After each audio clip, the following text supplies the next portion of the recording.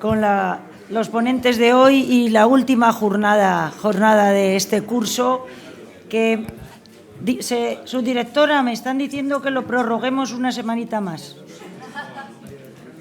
Así que, bueno, las conferencias podemos charlar. Bueno, pues vamos a empezar y la directora Lola Herrero va a hacer la presentación del primer ponente de la mañana. Gracias, María Jesús. Buenos días a todos y a todas. Como dice María Jesús, el tiempo se nos ha acabado, el tiempo vuela. Me voy a poner aquí el micro, porque claro, cuando uno sale por la noche, luego pues la voz la tiene peor. Se nos ha acabado, decía, el tiempo, es la última sesión, una sesión desde mi punto de vista interesantísima, porque toca dos temas medulares que tienen que ver con la historia de la policía. Y voy a presentar al primer ponente de la mañana, que es el doctor Miguel Luque Talabán. Miguel Luque Talabán es profesor titular del Departamento de Historia de América y Medieval y Ciencias Historiográficas de la Facultad de Geografía e Historia de la Universidad Complutense de Madrid. Y es, desde 2018, decano en la Facultad de Geografía e Historia. Es decir, nos gobierna a todos. A lo largo de su carrera ha obtenido diferentes ayudas de investigación y con estas ha podido realizar estancias en México, Perú, Gran Bretaña, Estados Unidos, Portugal y Filipinas. Del mismo modo, ha dirigido varios proyectos de investigación y ha sido comisario de varias exposiciones de contenido histórico. Como autor, coordinador o editor, ha publicado 19 libros y más de 150 trabajos, artículos, capítulos de libros, etcétera, etcétera, editados en diferentes países, no solo en España, y relacionados con el tema de su especialidad. Historia de América, Derecho indiano, Historia de Filipinas y el Pacífico, fundamentalmente. Es miembro del Consejo Asesor y de redacción de varias revistas científicas españolas y mexicanas. Director del Grupo de Investigación de la Universidad Complutense de Madrid, Expansión Europea, y del Seminario de Estudios sobre Filipinas y el Pacífico, Leoncio Cabrero Fernández, en la misma universidad. Entre otras instituciones, es académico correspondiente de la Real Academia de la Historia, académico numerario correspondiente de la Academia Mexicana de Heráldica y Genealogía, miembro honorario de la Sociedad Peruana de Historia, socio correspondiente de la Sociedad Geográfica de Lima, en Perú, y socio efectivo de la Sociedad de Geografía de Lisboa. Cronista oficial, además, de la villa de Cabezabellosa, en Cáceres, de donde es oriundo, y vicepresidente de la Asociación Española de Estudios del Pacífico y de la Asociación Española de Americanistas. Pueden imaginarse, yo formo parte de su equipo y bueno, pues trabajamos conjuntamente cuando nos podemos ver. Pues pueden imaginarse que está todo el día reunido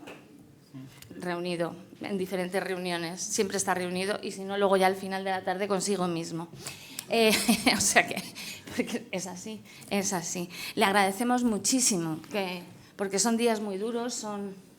Esta semana ha sido especialmente dura para nosotros en la Facultad de Geografía e Historia y me consta pues que ha dormido poco también, o sea que ha tenido dificultades para descansar y sin embargo nos trae su ponencia. Y en todo esto, el año pasado estuvo con nosotros con una ponencia sobre la banda de música, la banda sinfónica de música de la policía. Y este año nos viene a hablar, voy a decir el título, sí, nos viene a hablar de la Policía Española en Guinea Ecuatorial, 1979-1985. Y ustedes dirán, pues, ¿por qué? ¿Qué apertura temática es esta? ¿Qué cambio casi de paradigma? Pero es que de lo que va a hablar, igual que el año pasado, sabe muchísimo.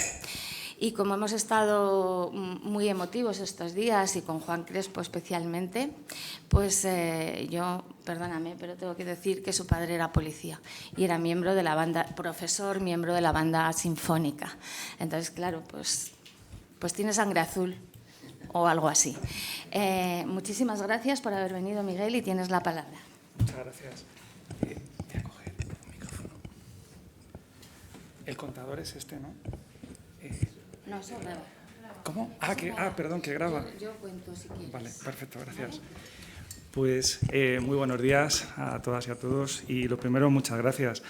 Y antes de dar las gracias y de comenzar con las palabras introductorias, que empezarán por un agradecimiento, pues efectivamente para mí es un honor estar en esta tribuna un año más, y a la que vengo con muchísima humildad. En esta sala hay grandes especialistas en la historia del cuerpo y, por lo tanto, yo no soy historiador de la historia del cuerpo, y tanto el año pasado como este vengo por la generosidad de la profesora Herrero y de la Fundación Policía Española, precisamente por la relación que tenemos con la Facultad de Geografía e Historia y la Universidad Complutense, y por la relación, digamos, emocional que tengo con los dos temas del año pasado, por razones obvias, de la Banda Sinfónica de la Policía, y este año con el tema de la policía española en Guinea Ecuatorial, en un arco cronológico además muy concreto, que se refiere específicamente a unos años que pude conocer de primera mano,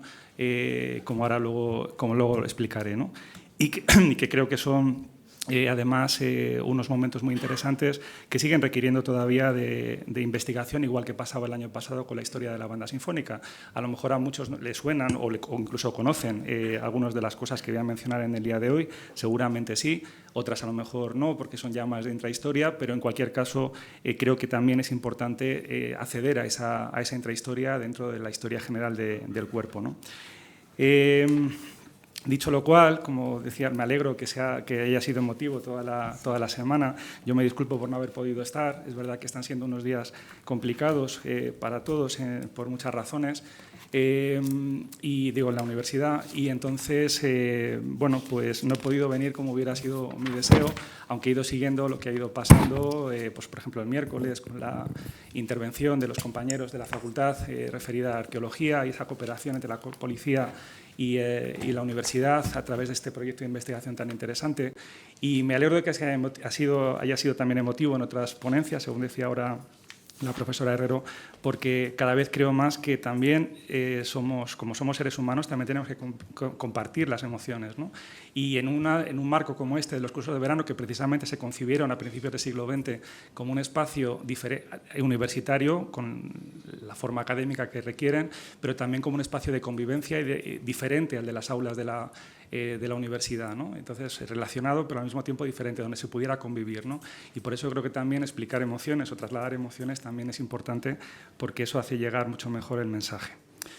Dicho esto, que bueno, pues quería decirlo, lo primero es agradecer la invitación, como decía, a estar en esta tribuna, a la Fundación Policía Española y muy especialmente a la comisaria Llorente Vega, María Jesús, por la invitación, directora gerente de la Fundación de la Policía Española y codirectora del curso, a la profesora Herrero por su invitación, profesora de la Universidad Complutense y vicedecana de Investigación y Transferencia doctorado en la Facultad de Geografía e Historia, y a la secretaria María del Carmen Vaz Crespo, y también a todas las personas de la Fundación y del cuerpo, pues, que han hecho posible que esto se materialice. Y, por supuesto, felicidades en este ya avanzado proceso del Bicentenario, que con tantos actos y también se están celebrando en toda España y que tanta repercusión están teniendo, habiendo tenido en este marco del curso pues la gran exposición que cerró hace ya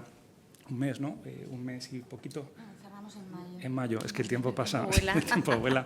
Pero bueno, que fue una exposición fantástica, si la pudieron ver, y que hemos podido disfrutar y que confiamos en que pueda seguir recorriendo España, ¿no? Difundiendo la historia y bueno, todo lo que allí se ha aportado. Octavio Paz, en su libro Vislumbres de la India, define la palabra vislumbrar como atisbar, columbrar, distinguir apenas, entrever. Dice Octavio Paz, que fue Premio Nobel de Literatura mexicano, vislumbres, indicios, realidades percibidas entre la luz y la sombra.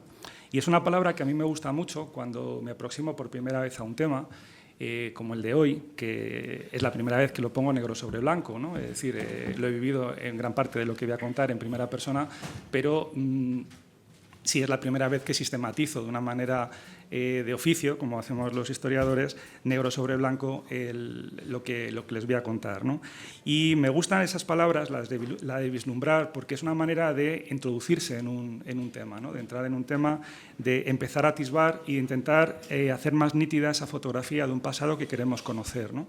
Que en definitiva es lo que vamos haciendo los historiadores y las historiadoras, buscar información, buscar documentación, buscar testimonios, cada uno en su época y por lo tanto los testimonios y las fuentes varían, de tal manera que podamos reconstruir ese pasado de la forma más nítida posible, ¿no? La imagen de la fotografía borrosa a mí me gusta mucho, es muy gráfica y la empleo mucho con los estudiantes al decirles que el pasado muchas veces es como si estuviéramos viendo una fotografía borrosa y a medida que aportamos datos vamos dando nitidez a ese pasado, ¿no? Nunca lo tendremos totalmente nítido porque nunca tenemos toda la información, pero podemos llegar a tener un conocimiento bastante preciso. Por eso la palabra vislumbrar me gusta y la cita de Octavio Paz también me gusta, ¿no?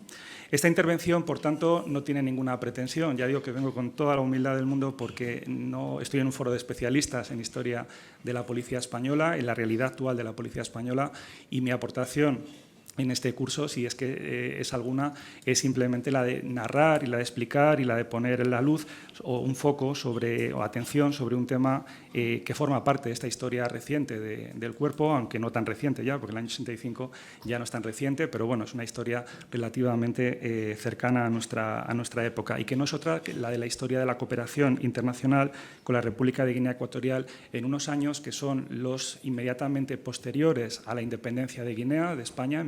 La independencia se produce, como ahora veremos, en 1968 y esto estamos hablando desde 1979 hasta aproximadamente 1985, mediados de la década de los 80, ponemos esa fecha, pero podríamos llevarla un poco más atrás, o sea, más adelante, quiero decir, que es el fin realmente de esa cooperación tal cual se entendió en este momento por una serie de razones que también vislumbraremos después, ¿no? Una página de la historia del cuerpo que, como otras, no ha sido todavía lo suficientemente estudiada y que eso es bueno en el sentido de que tenemos todavía mucho por hacer, ¿no?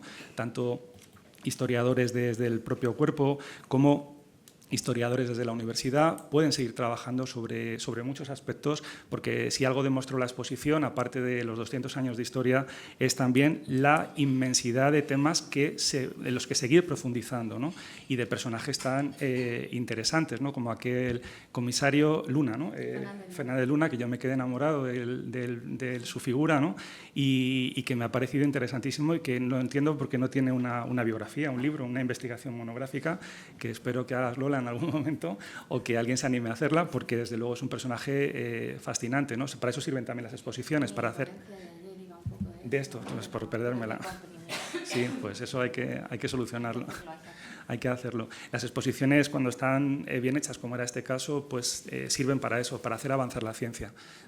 Hacen una labor de alta divulgación, pero también hacen una labor de hacer avanzar la ciencia, y eso es lo que verdaderamente es importante de una exposición, es lo que queda después de que se desmonte, ¿no? Y yo creo que esa es la aportación de esta exposición en concreto de la que estamos hablando y de otras que se pueden hacer también, ¿no? Como esta semana ha sido complicada y sigue siéndolo y lo seguirá siendo, esto es como una historia larga, y ha habido emotividad, y yo estoy especialmente emotivo por muchas razones, y hoy, evidentemente, en el tema de hoy pues también, ¿no? O sea, estar delante de todos ustedes pues también me emociona por el recuerdo a mi padre, obviamente, ¿no? Entonces, dicen que todo empieza a suceder antes de su comienzo y no se extingue del todo con su fin, ¿no? Y es así que voy a tratar hoy un tema que me es muy querido por las razones que ya han podido escuchar y que evidentemente son todas de índole personal. La primera, porque mi padre estuvo destinado en Guinea durante parte de los años que encuadran esta intervención, ¿no?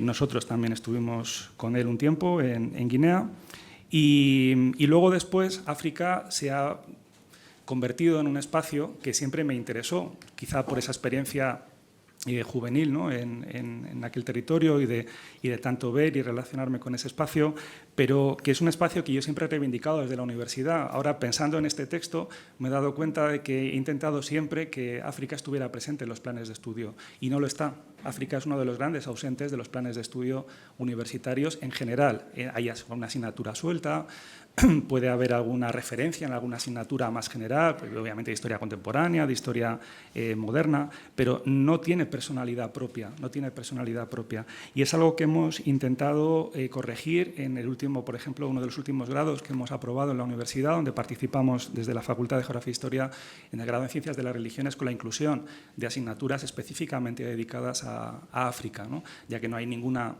un estudio monográfico, es decir, no hay un grado en Historia de América, tampoco lo hay, pero el americanismo en la Complutense tiene una tradición de más de 100 años, entonces tiene un asentamiento mayor, pero África siempre ha estado como ese continente que está ahí y al que de vez en cuando prestamos atención, pero que no tiene una atención monográfica, ¿no? Y es algo muy sorprendente teniendo en cuenta la dimensión, la importancia y la trascendencia que tiene su presente, su pasado y, evidentemente, su futuro, ¿no?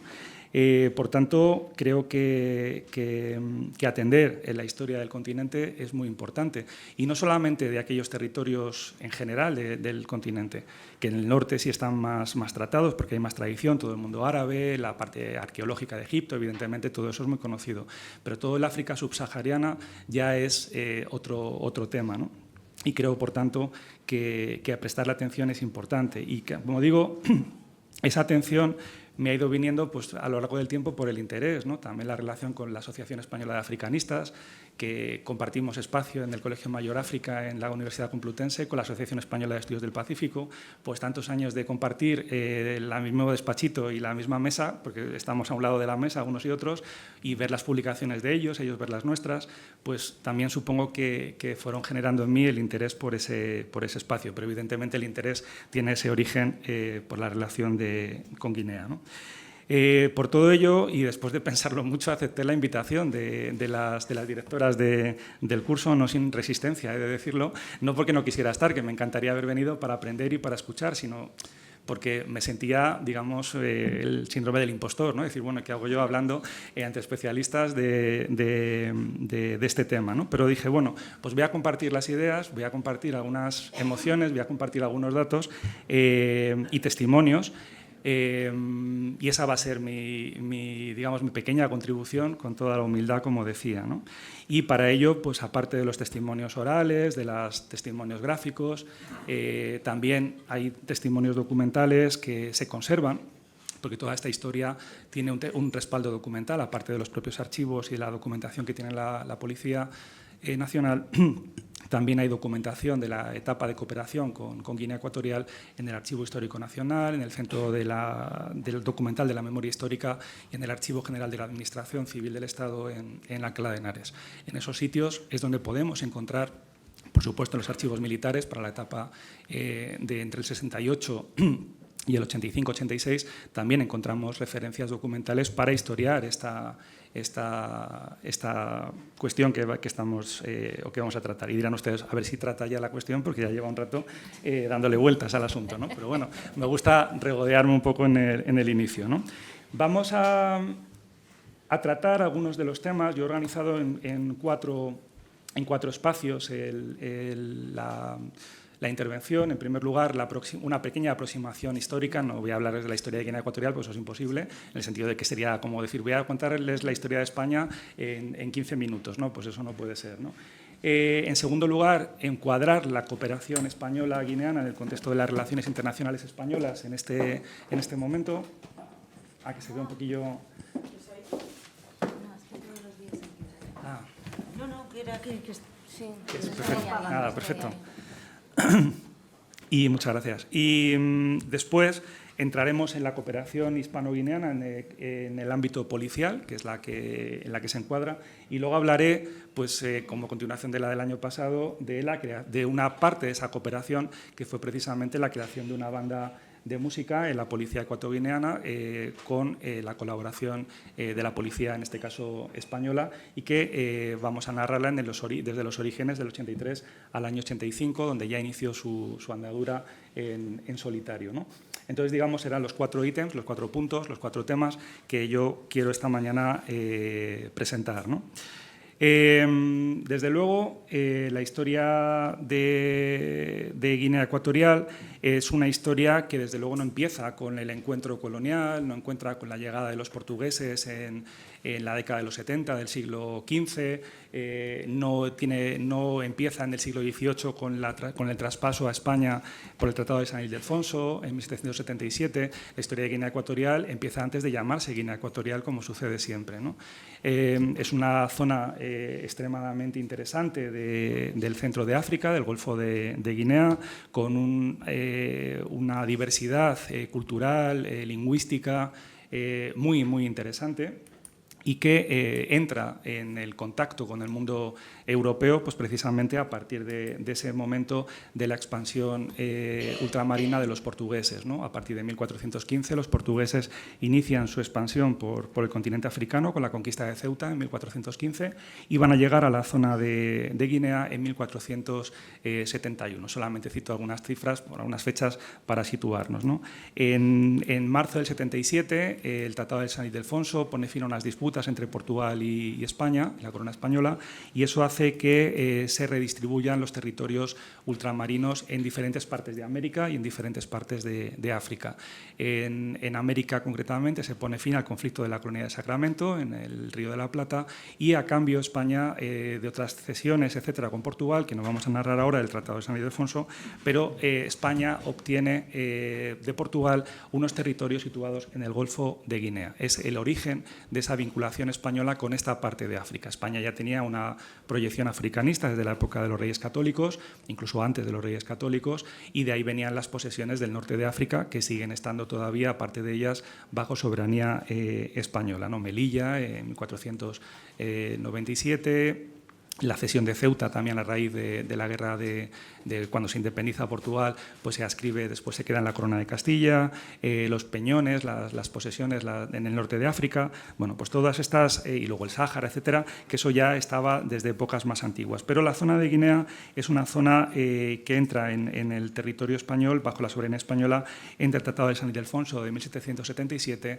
y su colorario, el Tratado del Pardo de 1778, firmado entre la reina María I de Portugal y el rey Carlos III.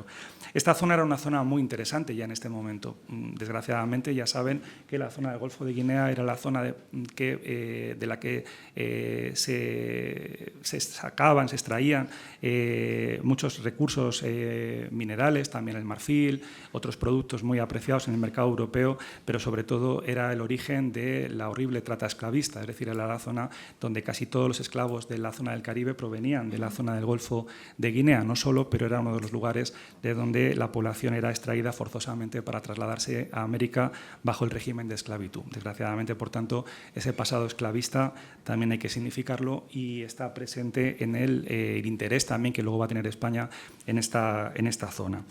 Evidentemente, España tenía interés en esta zona precisamente por eso, porque quería tener acceso a la fuente de esclavos en la que los británicos habían estado asentados de manera informal con la connivencia de los portugueses durante los años previos a los tratados que estaba diciendo, ¿no?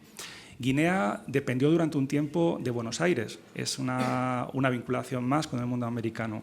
Guinea estaba en una zona donde no había ninguna conexión cercana con una posesión española y, puesto que los tratados habían tenido su origen en conflictos entre el Virreinato del Río de la Plata, con capital en Buenos Aires, por la zona limítrofe con el Brasil portugués, pues precisamente se pensó que los nuevos territorios debían estar adscritos a alguna entidad, ¿no? Y entonces se adscribieron al Virreinato del Río de la Plata hasta al que pertenecieron hasta 1810. Por lo tanto, podríamos decir que la capital de la Guinea española durante esos años, entre 1776, 77 y 1810, estuvo en Buenos Aires. Son cuestiones de la administración que a veces son complejas de entender, pero es interesante. Si uno quiere estudiar esa parte, tiene que mirar también la documentación del Virreinato del Río de la Plata para entender también qué pasa en esos momentos, donde todavía todo es muy tenue, es una soberanía nominal, hay alguna presencia, pero no es una presencia como la que luego vamos a ver ya a partir de las finales del siglo XIX, ¿no?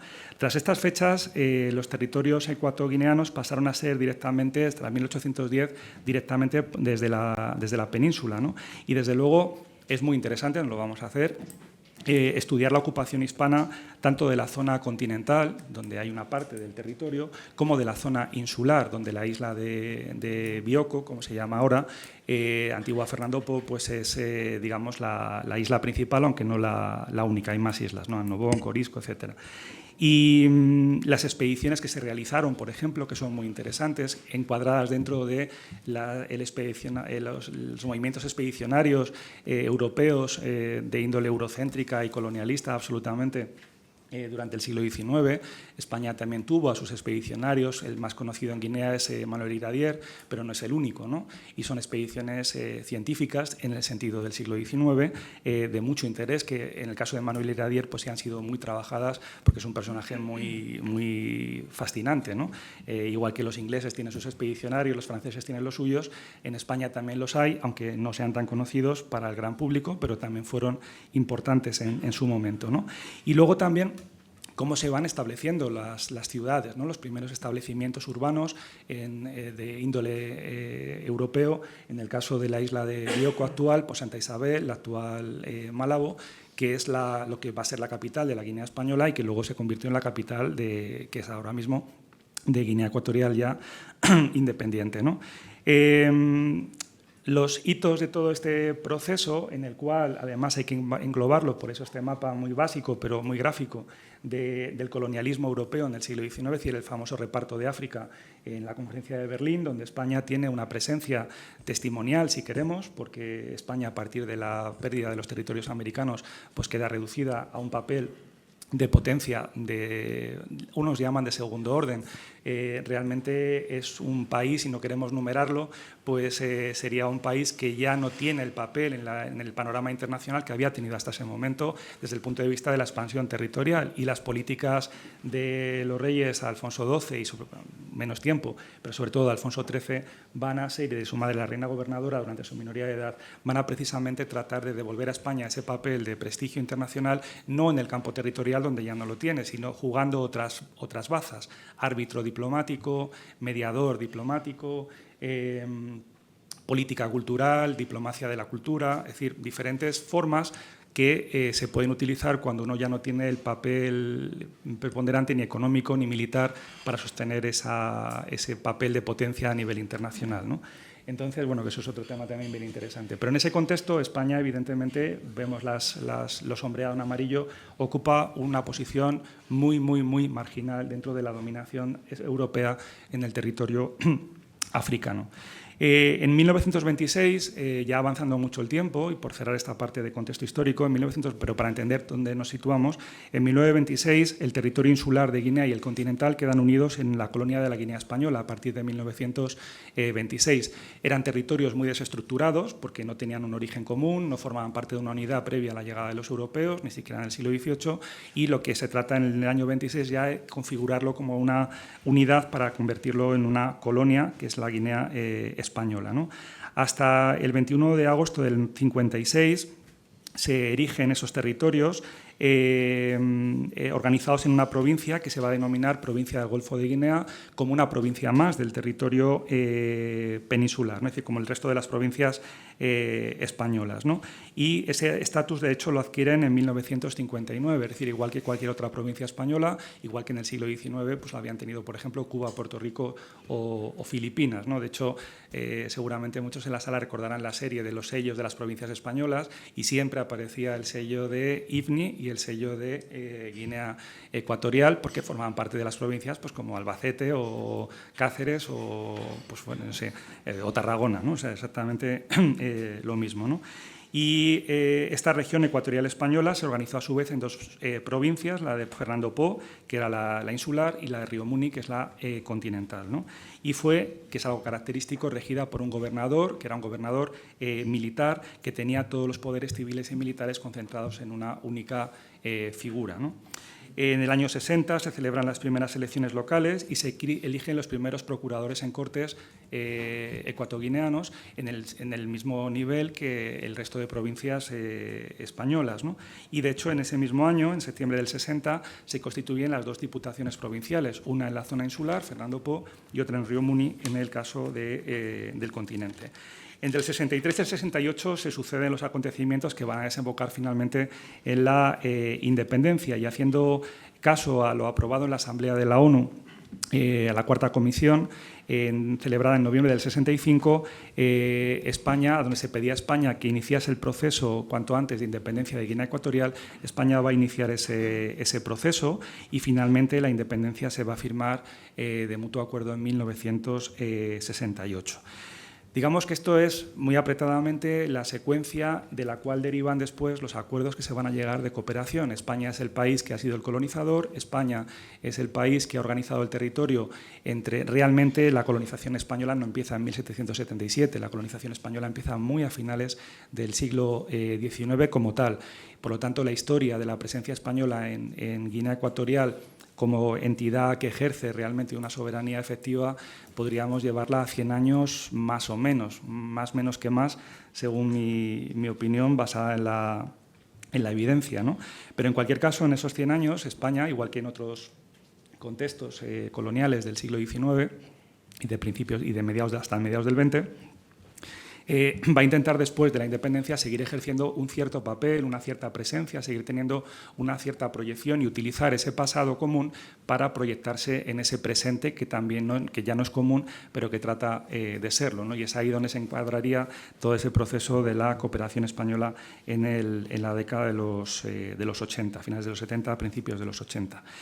Pero antes de entrar en eso, sí quisiera cerrar esta parte de historia diciendo que los procesos de colonización y los procesos de descolonización, y eso es una obviedad, pero es así, porque sucede siempre, marcan el devenir posterior de los países. Los procesos de colonización y cómo se ha llevado a cabo esa colonización, cuál ha sido la relación con el país dependiente, cómo se reproduce la descolonización, si esa descolonización es tranquila, si esa descolonización es coordinada, si esa colonización tiene en cuenta la realidad del territorio que estás descolonizando. Todo eso influye muchísimo, las formas influyen muchísimo en cómo va a ser después el devenir posterior de estos países. La historia, hoy estamos haciendo un ejercicio, yo estoy haciendo un ejercicio del pasado al presente, pero realmente también podríamos hacerlo del presente al pasado. Si nosotros ahora nos centrásemos en cualquiera de los países africanos que conforman la realidad territorial actualmente africana, podríamos hacer esta historia, es decir, los orígenes, la problemática histórica el origen de la problemática histórica de estos países. Es decir, ¿cuál es el origen de los problemas de los países africanos? Que muchos sabemos cuáles son, por no relacionarlos todos ahora. Eso todo tiene un origen histórico y entonces podemos estudiarlo desde el pasado al presente o, viendo cuál es el problema actual, ver cuáles son sus orígenes, ¿no? En el fondo, la investigación, cualquier investigación, y estamos en un ambiente, o sea, en un entorno ahora mismo de la policial, pues la investigación se puede hacer del pasado al presente o podemos reconstruir a partir de una evidencia actual lo que pasó hacia el pasado. En historia pasa exactamente lo mismo. Y es que algunas de las características de la dominación española sobre el territorio guineano fueron estas, ¿no?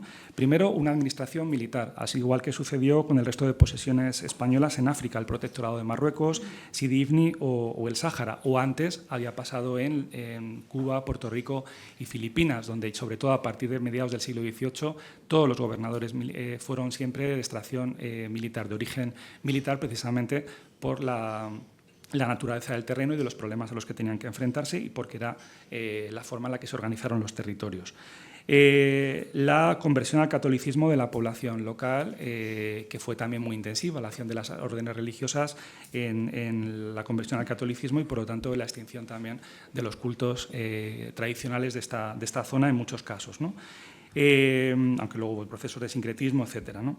La difusión y el mantenimiento de la creencia eurocéntrica en la superioridad del europeo sobre el africano. Ahí está siempre subyacente en todas las expediciones que se hacen en el siglo XIX y que desde luego hizo también muchísimo daño y contribuyó mucho a esa visión de África como un territorio no en igualdad de condiciones al resto europeo, lo que subyace ideológicamente detrás de ese mapa que tenemos aquí, por simplificar mucho y no porque no es tema tampoco ahora, ¿no? La progresiva desarticulación de las entidades locales, que también se produjo con todos los procesos de colonización, ¿no? Y luego una economía agroexportadora, que fue el origen, y en el caso de Guinea, de plantaciones de monocultivo, que también luego obligaron a los países ya independientes a buscarse otras formas de vida, porque todo el país estaba consagrado prácticamente a los monocultivos. En el caso de la isla, por ejemplo, del actual Bioko, pues a las plantaciones de cacao, que hasta hace unos años pues eran bastante todavía visibles, ¿no? Y que pues consagraban la economía agroexportadora de la isla, ¿no? ¿Cómo vamos de horas?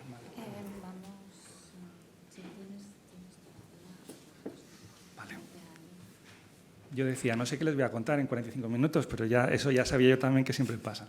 Esta infografía es muy interesante porque va reflejando la evolución de la Guinea española desde 1778, de los tratados de San Ildefonso y el Pardo, hasta la independencia en 1968. Y se ven algunos de los... sí, se ven... No se ve, no pasa nada. Con el ratón. El puntero no funciona en la televisión. No pasa nada. Bueno, no pasa nada. Todos damos clases, uno se levanta y no pasa nada. Aquí tenemos la zona. No, pero lo hago a mano. Gracias. Tenemos la zona continental, tenemos la zona insular, que es la isla principal, y luego las islas más pequeñas. Y como ven, es una zona muy desarticulada. Ya en época, originalmente, los portugueses ceden también parte de esta zona, que luego va siendo tomada posesión por otras potencias, y al final, en el siglo XIX y principios del XX, el territorio guineano español está rodeado del territorio de otros países, fundamentalmente Alemania, Francia y Reino Unido, pero sobre todo Francia y Alemania, ¿no? Y bueno, pues esta es una evolución de cómo van pasando sus territorios y van transitando durante ese casi 100 años, ¿no? De ellos son 200 años, 708, sí, son casi 200 años, pero realmente de ocupación efectiva pues son 100. ¿Cuál es el marco de la cooperación hispano-guineana y cuál fue en el contexto de las relaciones, ¿no? Porque todo esto tiene que ver siempre, la cooperación internacional como ahora, pues tiene que ver también con las relaciones internacionales, con los acuerdos, etcétera, ¿no? Y Guinea, después de la independencia, entra en un régimen dictatorial del que ya no ha salido, mientras en manos de una misma familia, ¿no? Primero fue el presidente Macías, que fue derrocado por su sobrino, que es quien actualmente es presidente, y realmente el periodo de casi 10 años hasta el 79 pues va a ser el periodo primero muy duro de separación de España y además una oposición muy radical a ese pasado español por parte del presidente Macías. El 12 de octubre del 79, Teodoro Obiang, que es el actual presidente, derroca a su tío y se autoproclama presidente del país. Y en ese contexto, España y Guinea Ecuatorial firman un tratado de amistad y cooperación, que es como se denomina, el 23 de octubre del 80. Un acuerdo que venía a sumarse a otros anteriores, firmados con diferente rango desde la década de los 70. La dictadura de Francisco Macías, había apoyada en la Constitución guineana de 1973, había cesado todo contacto diplomático con España, por las razones que digo, ¿no? de separación del poder colonial hasta el año 68 imperante, ¿no? Y claro, también los acontecimientos de España en el año 73, con la caída de la dictadura de Francisco Franco en el 75 y el inicio de la monarquía constitucional de don Juan Carlos, pues también afectan a esas relaciones, porque ni España está ahora para pensar en ese momento, para pensar en demasiadas relaciones con sobre todo ciertos países que no están en su órbita de primer interés o en su círculo del primer interés. Y también en Guinea tampoco está el ambiente para fomentar las relaciones bilaterales con la antigua potencia colonizadora, ¿no? Pero la caída de la dictadura en el agosto del 79, mediante ese golpe militar, restablece las relaciones bilaterales entre los dos países y, como digo, pues se firma ese acuerdo de amistad y cooperación, que va a ser el marco en el que se desarrolla después la cooperación también de la Policía Nacional, como el del resto de la cooperación española también en el plano civil, ¿no? Y seguirían a este acuerdo principal, que es el marco legislativo, 2 acuerdos más de cooperación financiera y una serie de protocolos, concretamente 2, que amplían esa cooperación con el país, ¿no? Previamente, y en ese mismo contexto, previamente a las negociaciones, pero en ese mismo contexto, en el año 80, se acuerdan también varios acuerdos adicionales que permiten, por ejemplo, el establecimiento de una sede de la Universidad Nacional de Educación a Distancia en Guinea Ecuatorial, concretamente 2 sedes, en Malabo y en Bata. Efectivamente, la profesora Chinchilla, que es profesora de la UNED, pues lo sabrá. Y después, 2 años después, en el año 81-82, se inaugurarían el Centro Cultural Hispano-Guineano, que tras 2 décadas de intenso trabajo evolucionó como Centro Cultural de España en Malabo en el año 2003 y su homólogo en Bata en 2001. Es decir, ese es el origen. Hubo una acción, por tanto, de acercamiento diplomático a partir de los acuerdos del 79, rodeados de una serie de protocolos y de otros acuerdos internacionales de rango menor, pero también importantes, y la acción de cooperación se amplió también al ámbito cultural con la implantación de una sede de la UNED, de la Universidad Nacional de Educación a Distancia, y con la creación también de un centro cultural de España en Guinea, con sus sedes, que era el Centro Cultural Hispano-Guineano en la época de la que estamos hablando nosotros, pero que luego se amplió a otras realidades, ¿no? Con otros objetivos.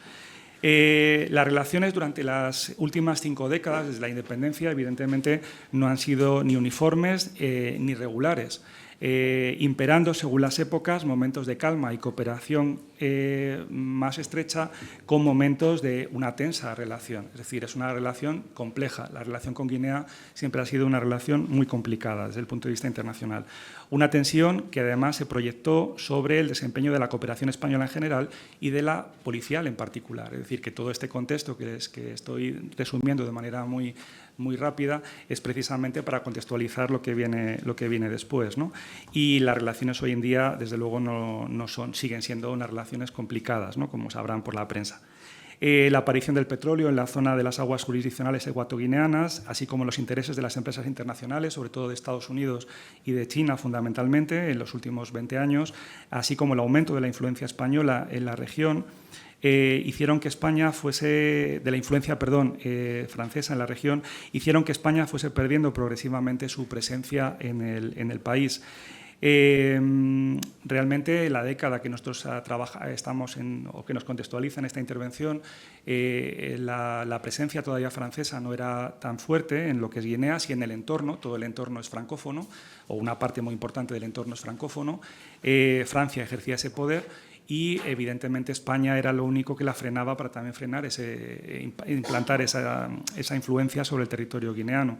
Pero la aparición del petróleo vino a cambiarlo todo. La aparición del petróleo en las aguas jurisdiccionales, como decía, hizo que también los franceses al final fueran desplazados por la aparición de intereses estadounidenses y de China.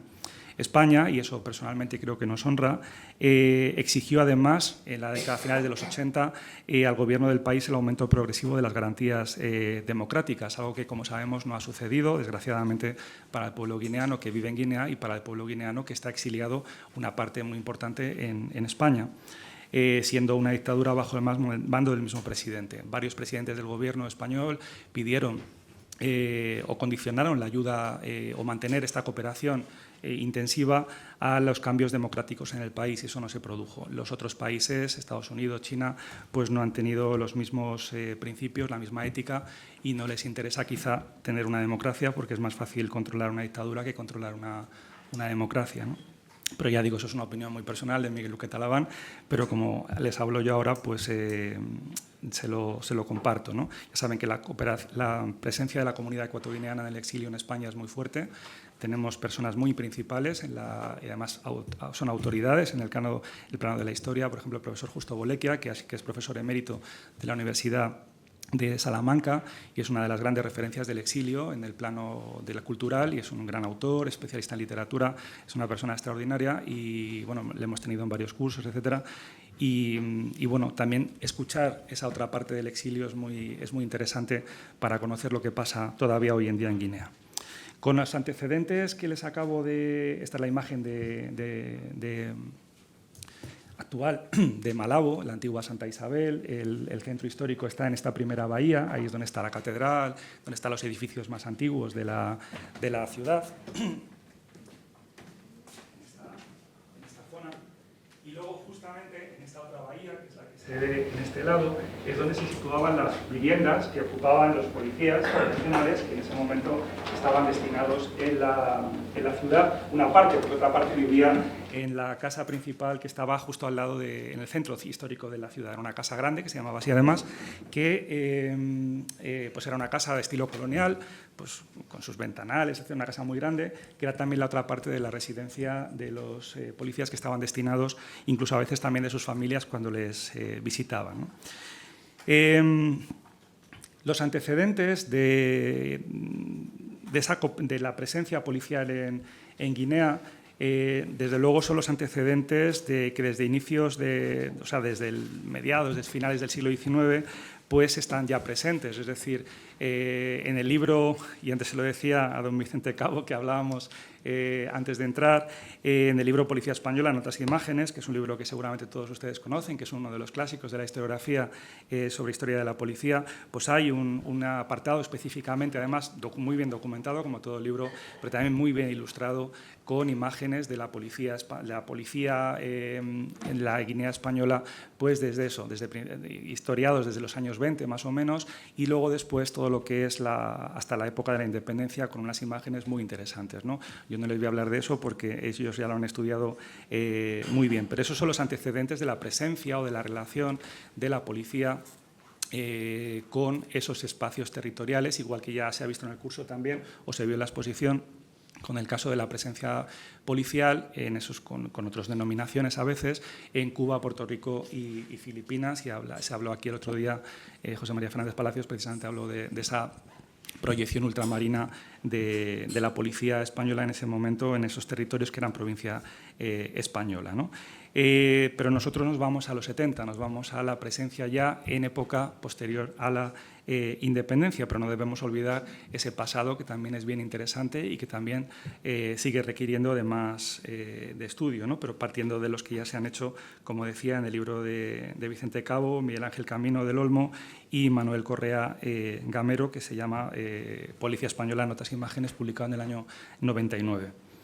Fue en el mes de octubre del año 79, en uno de los viajes de las autoridades españolas, cuando un oficial del Estado Mayor Conjunto realizó una visita para formular un plan de apoyo en defensa y seguridad. Se trataba del teniente coronel José Sequera, al que yo conocí muchos años después, porque era filipinista también, ¿no? Entonces, en una reunión, era un hombre encantador, ya era muy mayor cuando yo le conocí, y hablando pues de Filipinas, él me dijo que había estado en Guinea. Entonces le dije, pues ya tenemos dos cosas en común, Filipinas y Guinea. Y mantuvimos una buena relación, ya hace muchos años que falleció, pero bueno, era una persona encantadora, muy accesible, y bueno, tenía también esa parte dedicada a la historia, ¿no?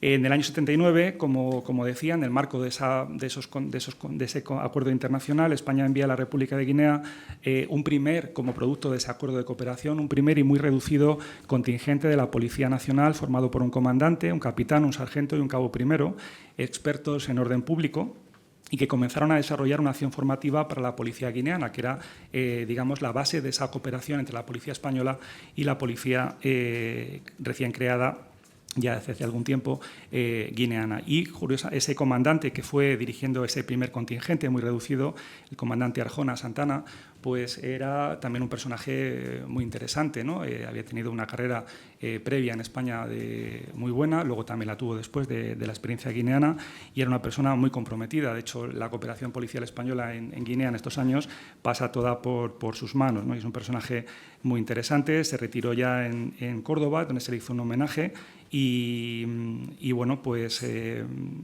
fue, ya digo, una persona muy, muy comprometida con su acción, al que también tuve la fortuna de poder conocer. Todo esto a mí me pasó entre 8 y 11 años, ¿no? O sea que, digo, pues están echando cuentas, que yo las echaría, ¿no? Dice, bueno, ¿cuántos años tendrán, no? Tengo 50, pues todos los años son entre 8 y 11 años, ¿no? Pero lo recuerdo como si fuera ayer, ¿no? No sé, esas experiencias de pequeño se marcan tanto que recuerdo los nombres, los personajes, las conversaciones, como si hubieran pasado ayer por la tarde, ¿no?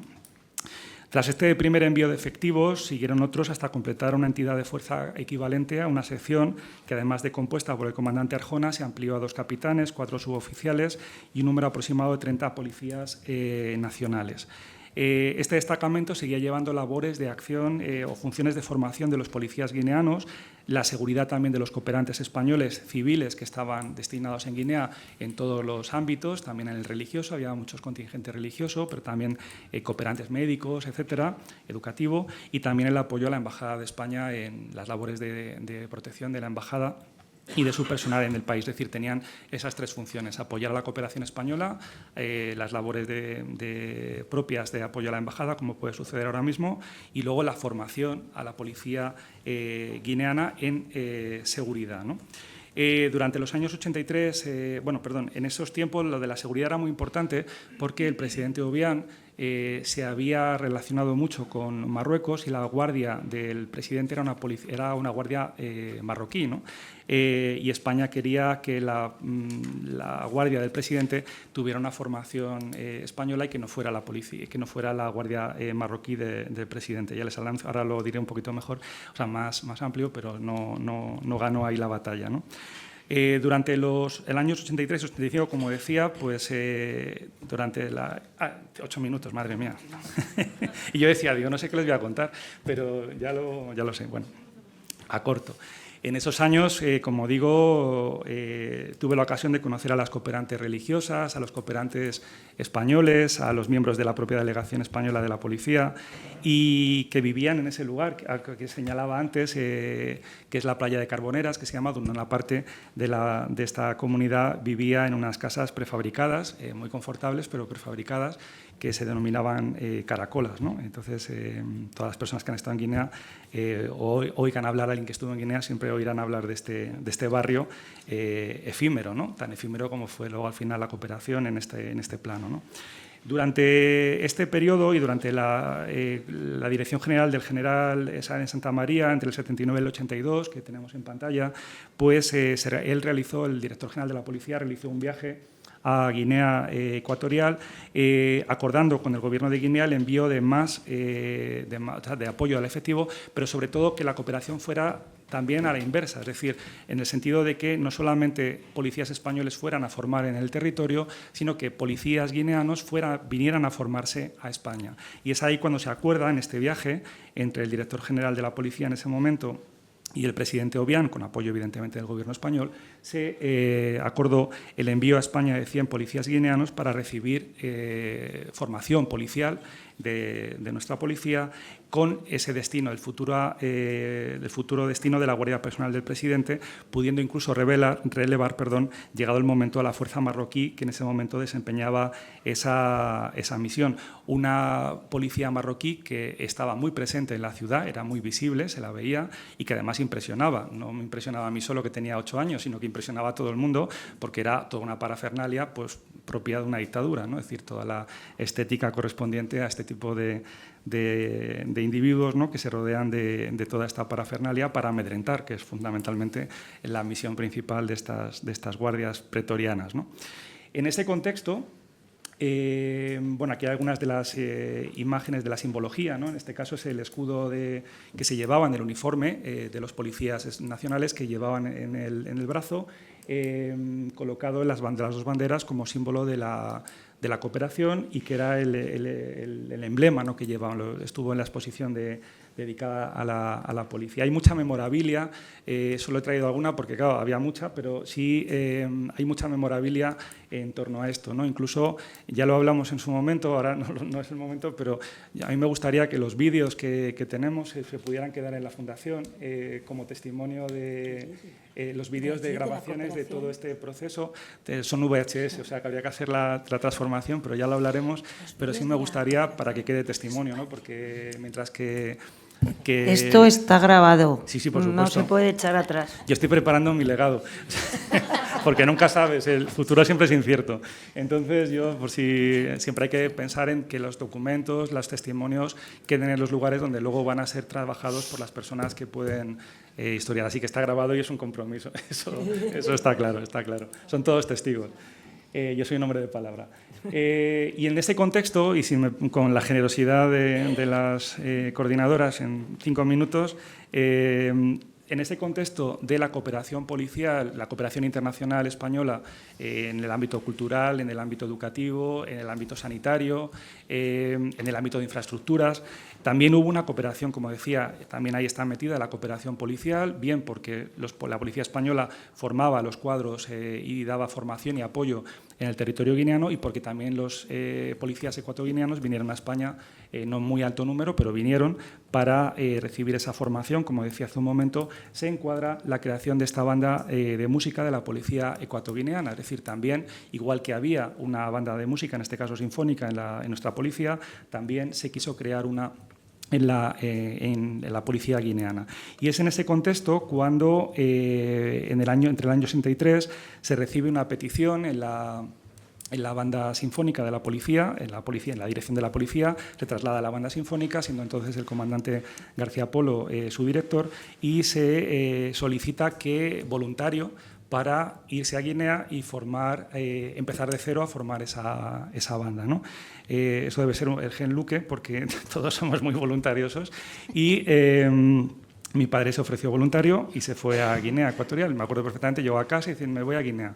Entonces, esta fue bueno, y muchos son del cuerpo y saben lo que significa, ¿no? Pues ya está. Entonces, se va a Guinea y bueno, pues vamos a empezar a ver primero cómo es Guinea, dónde está Guinea, qué es lo que pasa en Guinea, ¿no?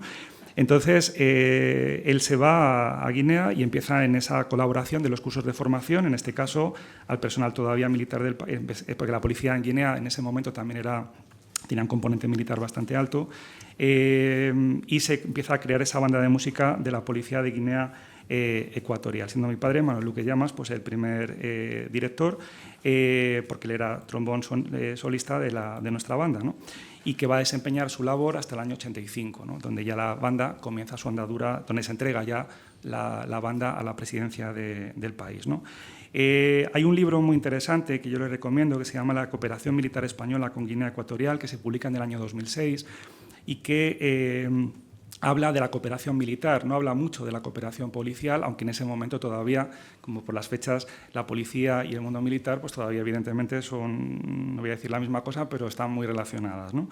Y en ese contexto, en este libro, se habla precisamente, se hace una referencia de las pocas que hay, o la única que hay en bibliografía sobre la banda, y dice lo siguiente, ¿no? La organización de la música militar fue una de las peticiones en las que más insistieron en las que más Guinea insistió, ¿no? Y las autoridades insistían, que se solucionó con la comisión de un director de música que organizó las necesarias clases y con el envío de algunos instrumentos. El resultado fue tan positivo que la permanencia del teniente músico se prolongó más de lo esperado e incluso solicitaron que siguiera en Guinea sin tiempo límite, ¿no? Esto fue así, pero luego pues, los acontecimientos hicieron que tuviera un tiempo límite, ¿no? La banda de música, este fue el momento de la entrega en el año 85, ante el presidente de la República, ante el presidente Obiang.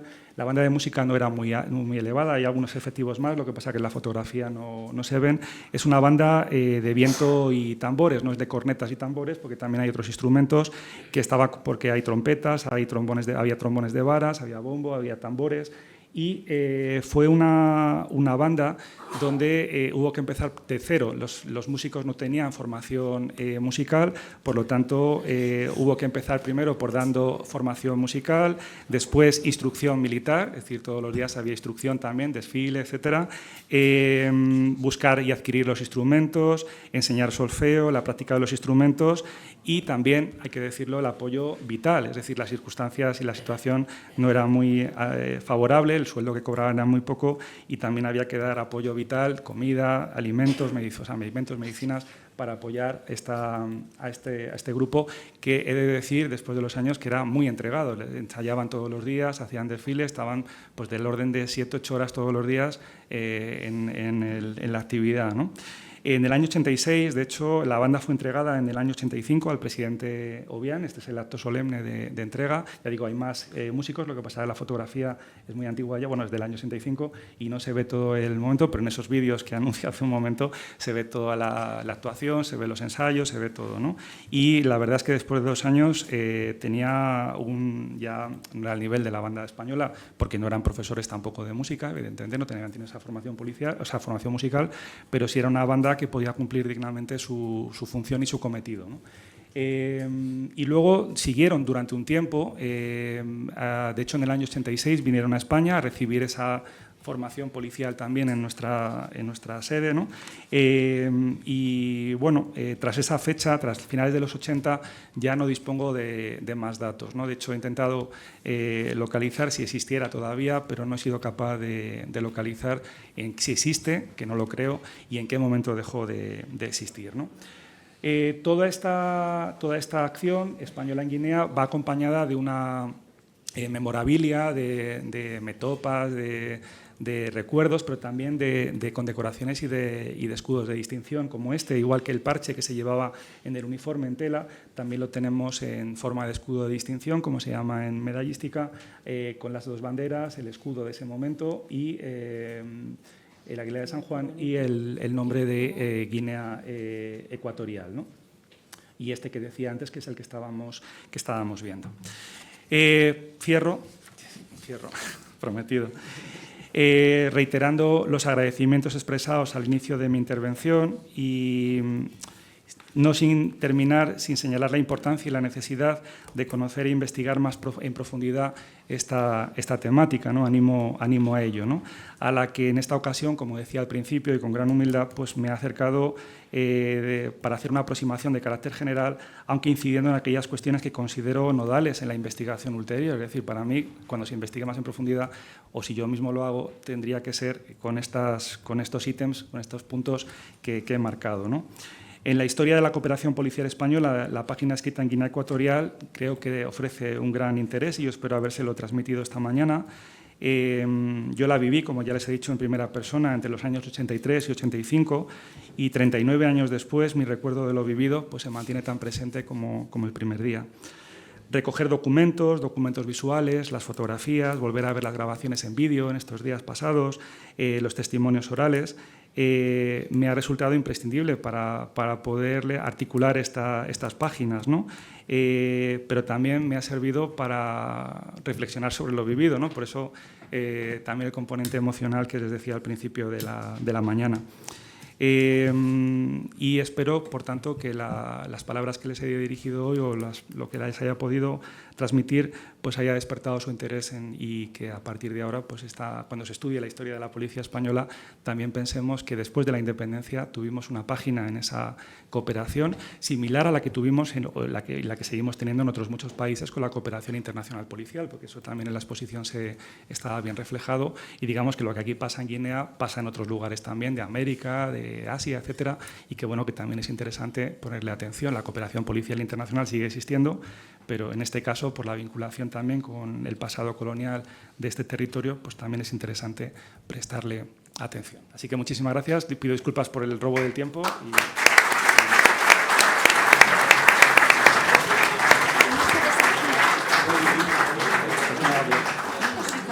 No hablo. Cambiamos, sí.